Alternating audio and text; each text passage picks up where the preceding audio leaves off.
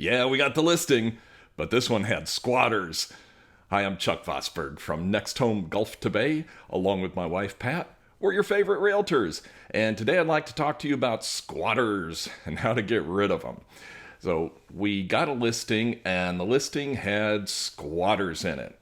So let me kind of lay out what happened. So first of all, the house was rented to two people, and the seller was out of state, and these two people that were the legit renters had a few other people move in too.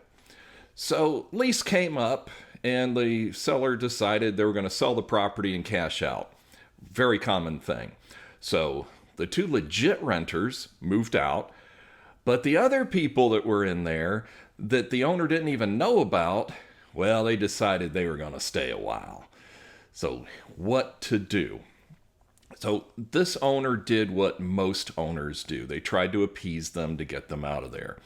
They first of all, they said, oh, we got nowhere to put our stuff. So the owner had a pod delivered to put their stuff in, and they would pay for that and pay for the storage while they moved. Well, they never really used that. And, it just kind of went on and on. Months go by. Meanwhile, the owner's paying the utilities, they're paying the water, they're paying the insurance, they're paying the mortgage, they're paying everything on this place, and these people just won't go. Now, there are a couple of creative things that we've heard of, and I'll tell you about them just because they're funny, but they're illegal.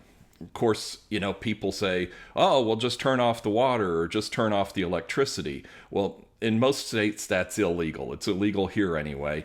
So you can't just turn off the utilities. And so that's not an option. I've heard of ones where they would take the front door off the house, which I thought was kind of funny, but you can't do that either. That's not legal here. So that kind of leaves you with evicting them, and that can take months too, and plus a lot of expense. So this seller started off with having an attorney letter sent to them, and of course they ignored that, which they always do. And then we suggested to the owner our solution. We call it cash for keys. Now, usually people that are squatters, they don't have a lot of money. That's part of the problem.